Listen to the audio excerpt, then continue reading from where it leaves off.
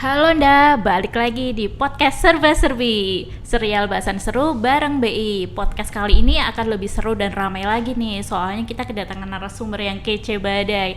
Nah sekarang nih podcast kita kali ini akan membahas tentang perkembangan dan resiko inflasi di Jawa Tengah. Siang ini kita udah kedatangan tamu, antara lain ada Mbak Evita dari Humas, lalu ada Mas Dedet dari KPKP. Halo Mas, halo Mbak, gimana nih kabarnya? Alhamdulillah baik, sehat. Masih puasa? Masih. Alhamdulillah masih puasa. Gimana nih Mbak Evita untuk pembahasan kali ini, kita kira-kira mau dibahas apa sih tentang inflasi Jawa Tengah tuh? Sebenarnya kita tuh mau ngomongin inflasi aja tuh berat banget ya. Iya, kayak berat banget kayak nih. mikir 3 tahun ke belakang tapi maju 5 tahun ke depan. Jadi lompatnya tuh kejauhan gitu kan. Tapi nggak apa-apa karena ada narsum yang Kece badai ya. Kece yang badai. kita nggak bisa raguin lagi deh. Kita mau bahas inflasi Jawa Tengah, kondisinya kayak apa sekarang ini, terus resikonya, terus siapa tahu kita bisa tahu untuk mengantisipasi inflasi, terutama ini kan bulan Ramadan ya. Nah itu kita mesti ngapain aja? Ya. Bisa kita mulai? Boleh dong, yuk Oke. dah kita mulai podcast Serba Serbi. Mas Dedet. Iya, Ya. saya. Sekarang supaya yang dengerin juga nggak kaget gitu sama inflasi udah biasa denger, Iya. tapi kok kayak apa ya gitu kan, boleh dong sedikit aja dijelasin inflasi itu tapi dengan bahasa yang kayaknya nggak bikin pening. Iya, setuju.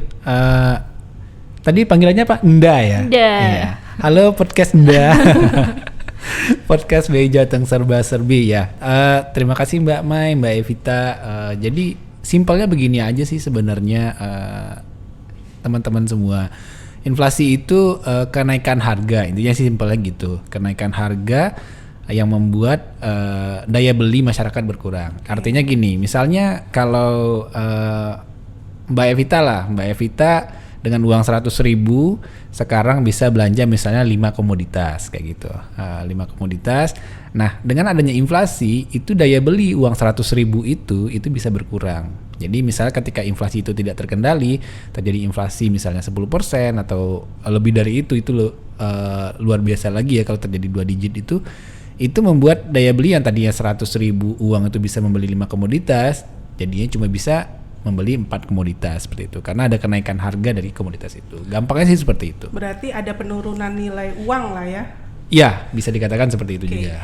Nah, berarti kan gini, misalnya uang 100 bisa beli emas 1 kilo gitu kan tadinya. Ya. Tapi sekarang cuma 0,1 gitu kan? Iya, lebih Gitu kurang ya? seperti itu. Oke. Ya. Jadi daya belinya Mbak Evita untuk dengan penghasilan yang sama ya, itu jadi menurun. Nah, Dengan itu nominal berbahaya. sama ya, oke. Berbahaya untuk ekonomi dan kesejahteraan masyarakat. Makanya kita di BI dan juga dengan stakeholder lainnya di pemerintah daerah itu wajib hukumnya mengendalikan inflasi nih. Supaya daya beli masyarakat tetap terjaga ya. Jadi Ya. tapi inflasi tetap naik kan ya setiap tahun? Iya, trennya beberapa tahun terakhir naik. Karena gini, inflasi itu sebenarnya dua sisi, kita ngelihatnya kayak dua sisi mata koin gitulah gitu. Jadi kalau terjadi inflasi terus-menerus juga tidak baik, tapi kalau terjadi harga yang turun atau deflasi terus-menerus juga tidak baik. Kalau tadi kan satu sisi kita lihatnya dari sisi konsumen ya. Dari sisi konsumen itu kalau ketika terjadi harga naik, daya belinya akan menurun. Tapi ketika misalnya inflasinya juga terus-terusan turun, terjadi deflasi istilahnya, kebalikan dari inflasi, itu tidak baik juga buat si produsen. Karena kita sebagai produsen ketika kita memproduksi suatu barang, harganya nggak naik-naik, ya tentu Males bikinnya lagi karena nggak ada penambahan keuntungan gitu. Jadi kita ngelihat inflasi ini harus dari dua sisi, dari sisi konsumennya seperti tadi yang daya beli, nah dari sisi produsennya juga tidak ada antusiasme untuk memproduksi lebih lagi gitu. Jadi inflasi itu dikendalikan, bukan diredam serendah-rendahnya gitu sih sebenarnya. Berarti gimana caranya supaya si pembeli tetap bisa beli, tapi si produsen tetap bisa berproduksi gitu ya. Jadi seimbang kiri sama kanan gitu ya. Betul, tepat sekali. Terus kalau misalnya inflasi di Jawa Tengah nih sekarang kira-kira perkembangannya kayak apa ya? Apakah bagus? Apa terus ada yang sisi-sisi yang mesti kita waspadai gitu? Ya, kalau boleh nih cerita sedikit ya, Mbak Evita, Mbak Mei, cerita sedikit inflasi di Jawa Tengah.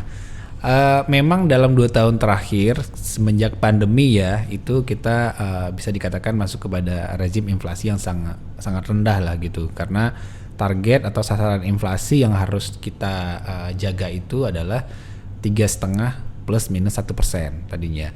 Nah, tapi inflasi itu di tahun 2020 itu di bawah batas bawahnya kayak gitu, dan juga di tahun 2021 juga di bawah batas bawahnya gitu, karena memang daya beli masyarakat sangat menurun ya, karena dampak pandemi, aktivitas ekonomi tidak berjalan sehingga masyarakat tidak punya daya beli. Jadi dari sisi pendapatan pengaruhnya gitu. Jadi inflasinya jadi rendah kayak gitu. Nah, tahun 2022 ini ada berbagai resiko sebenarnya yang kita hadapin. Pertama dari sisi harga-harga komoditas di luar negeri atau komoditas internasional itu semakin hari semakin meningkat seperti itu. Nah, jadi dampaknya adalah kepada komoditas-komoditas yang mengandung impor di dalam negeri itu tentu akan naik nantinya. Itu yang pertama. Itu dari sisi geopolitiknya juga kurang bagus, kan kita sama-sama tahu ya, Rusia menyerang Ukraina sehingga ada gangguan lah di supply chain global.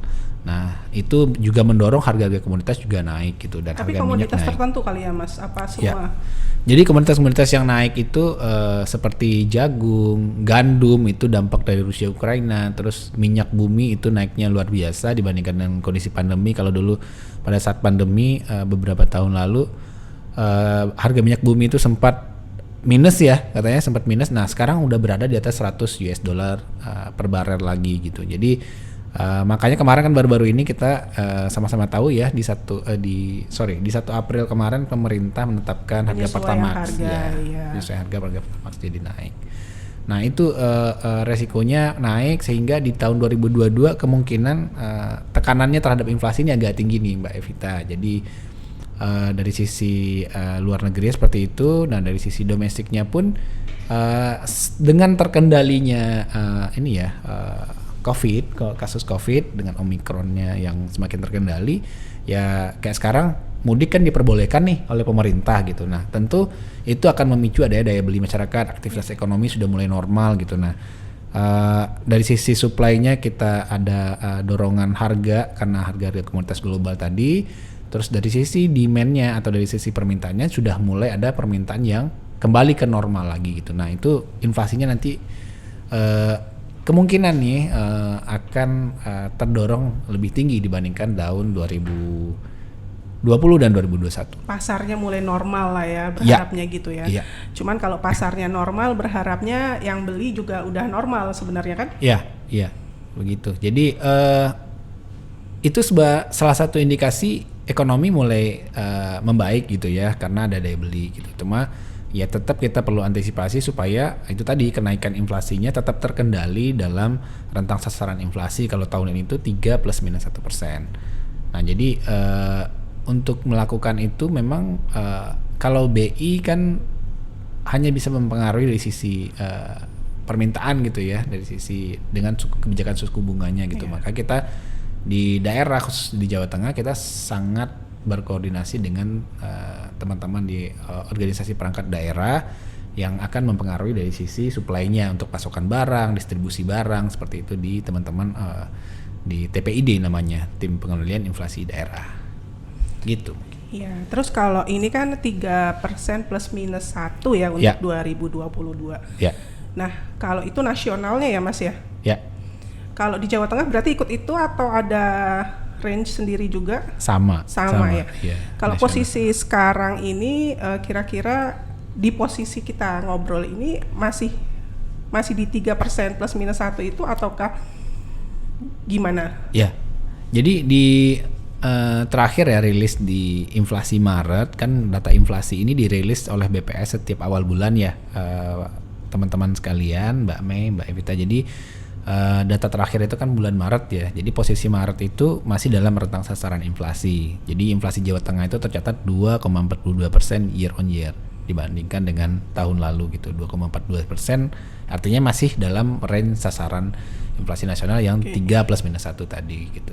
Berarti masih terjaga lah ya. Masih terjaga. Terus berarti insya Allah. kan insya Allah kalau udah terjaga kayak gitu, berarti masyarakat tuh nggak perlu takut harga mahal gitu, kemahalan gitu ya. Atau nanti stoknya tahu-tahu hilang terus harganya nggak terkendali gitu, nggak perlu takut kayak gitu ya Mas ya? Ya, jadi memang itu yang perlu kita kendalikan bersama-sama masyarakat. Nggak usah khawatir. Memang akhir-akhir ini ada beberapa isu ya terkait dengan komoditas tertentu. Contoh kemarin akhir-akhir ini minyak goreng. Nah, cuma kalau kita lihat sekarang di masyarakat itu stoknya udah mulai normal lagi, cukup lagi. Cuma kan karena kebijakan pemerintah untuk minyak goreng kemasan premium itu dikembalikan lagi ke harga pasarnya gitu. Jadi tidak ada penentuan HET. Jadi harganya jadi tinggi gitu. Tapi ya itu lebih baik lah daripada ada antrian di mana-mana untuk menunggu minyak goreng gitu ya. Jadi itu yang menjadi yang menjadi isu akhir-akhir ini. Cuma ke depan ya kami di TPID tadi yang kami sampaikan selalu berkoordinasi dengan Satgas Pangan untuk mengawasi distribusi barang atau komoditas tertentu yang menjadi komoditas utama bagi masyarakat seperti beras dan bahan-bahan pangan lainnya, telur, ayam, daging, seperti itu, gula gitu. Nah itu kami sangat intens berkoordinasi di forum TPID, BI ada di sana, di Dinas Ketahanan Pangan, Dinas Pertanian, Dinas Perdagangan, terus juga beberapa dinas lainnya itu sangat berkoordinasi dengan baik untuk mengendalikan distribusi barang-barang tersebut. Oke, berarti kalau selama ini di Jawa Tengah relatif aman dan nggak akan ada gejolak lah ya, karena kan ada TPID, terus ada yang jagain kalau misalnya kira-kira jangan sampai harganya naik drastis atau tiba-tiba pasokannya hilang gitu kan.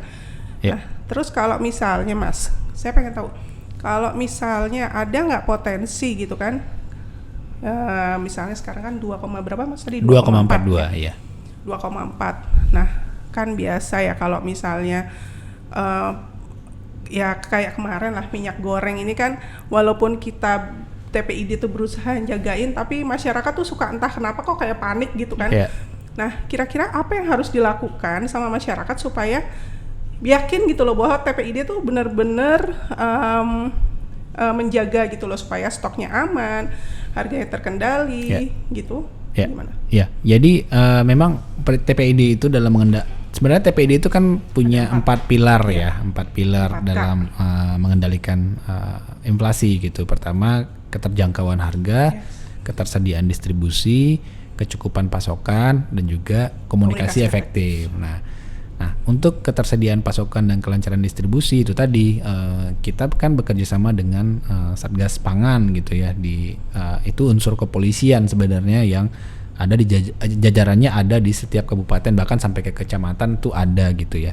Nah jadi kalau memang terjadi misalnya ada kelangkaan atau apapun ya monggo dilaporkan gitu. Tapi TPID juga punya program misalnya terkait tadi, balik lagi ke pembicaraan kita mengenai minyak goreng, itu Dinas Perindustrian Perdagangan itu sudah melakukan operasi pasar di 30 kabupaten kota di Jawa Tengah, dan itu masih akan berlanjut di bulan Ramadan ini dan juga sampai Idul Fitri nanti gitu. Nah nanti informasinya monggo nanti dicek di Dinas Perdagangan di masing-masing kota kabupaten di Jawa Tengah. Pokoknya mereka udah TPID koordinasi udah gercep gitu aja. Iya, kita gercep karena memang itu tadi kalau barangnya nggak ada dan itu kebutuhan masyarakat kan itu bikin panik ya di tengah-tengah masyarakat gitu. Jadi untuk menjaga itu, nah Dinas Perdagangan itu tidak bekerja sendiri, mereka bekerja sama juga dengan produsen minyak goreng dan juga dengan salah satu BUMN perdagangan untuk mensuplai itu stok minyak gorengnya gitu. Berarti pantauannya udah sangat sistemnya udah bagus gitu ya. Jadi Jawa Tengah kan soalnya sebenarnya Jawa Tengah tuh produsen beberapa komoditas pangan gitu loh. Jadi sebenarnya nggak perlu khawatir juga karena kita lumbung kok gitu kan. Jangan sampai panik lah ya. Iya, insya Allah kalau untuk pasokannya insya Allah mencukupi untuk termasuk ini ya Ramadan dan Idul Fitri ya. Ramadan dan Idul Fitri kan secara seasonal, secara musiman itu memang harga-harga naik biasanya karena permintaannya naik gitu ya. Nah, dan karena permintaan naik tentu pasokannya juga harus dijaga gitu. Nah, ini koordinasi intens selalu dilakukan dengan TPID dan organisasi perangkat daerah lainnya.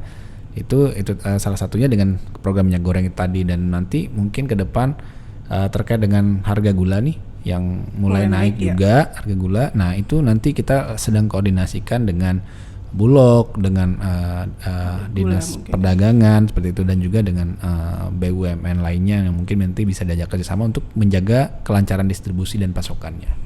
Oke deh, kayaknya kok udah lengkap atau ada Mbak Mei dari tadi kok kayak diam aja nih kayak Mbak Mei. Mungkin sebagai ibu rumah tangga ada ganjelan gitu, iya, misalnya pengen supaya harga minyak goreng balik lagi 12.000 apa gimana gitu. Pengen banget kalau itu. Enggak sih, tapi ada satu pertanyaan mungkin dari orang awam ya kayak saya ini. Kan tadi Mas Dedet udah bilang tuh karena nanti ada kebijakan udah boleh mudik kan diharapkan nanti perekonomian tuh udah bisa stabil. Nah, tapi situasi geopolitik kita kan saat ini masih belum jelas nih. Nah, itu menurut pandangan Mas Dedet apa imbasnya ke inflasi kita tuh gimana tuh? memang terutama di Jawa Tengah. Iya, betul Mbak Mei. Tadi sempat aku singgung sedikit ya terkait dengan geopolitik. Jadi memang geopolitik di internasional ya sekarang ya, dengan adanya invasi Rusia ke Ukraina itu menyebabkan adanya gangguan distribusi barang secara global seperti itu, terutama komoditasnya gandum ya di sini ya, gandum, karena si Ukraina itu adalah penghasil gandum yang cukup besar lah sebagai eksportir gitu. Nah, memang dampaknya secara ya tidak langsung ke kita, harga gandum, tepung terigu dan produk turunnya nanti akan beresiko akan naik gitu ya. Dan ya dalam forum TPID kita juga udah membahas resiko ini, dan memang sedang diupayakan oleh teman-teman di dinas teknis di Jawa Tengah untuk berkomunikasi ke importirnya, mencari alternatif negara lain sebagai sumber pasokan seperti itu, karena memang ya namanya negara lagi perang gitu ya, boro-boro mikirin ekspornya gimana gitu, dia menyelamatkan diri. Ikut lebaran apa ya? Nah, itu dia, makanya Rusia Ukraina sebaiknya stop aja ya perangnya ya gitu ya, supaya tidak mengganggu distribusi barang dan ya semuanya damai lah ya gitu. Mumpung lagi bulan Ramadan kan. Terus Mas, saling kalau memaafkan. kepikiran juga sama keluhannya ibu gimana? Ini kan. Nah kan tepung gandum itu kan sekarang apalagi menjelang lebaran ya pasti kering dong buat kue kering. Ya. Sebenarnya ada nggak sih inovasi untuk mengganti kue dengan tepung selain gandum gitu loh? Nah ini menarik nih. Jadi apa sih produk alternatifnya ya selain gandum gitu? Sebenarnya ada alternatif pengganti tepung gandum itu, namanya tepung mokaf. Modification Cassava.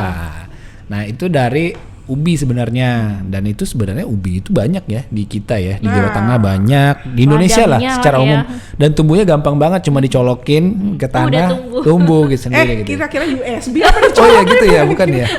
Nah iya jadi gitu.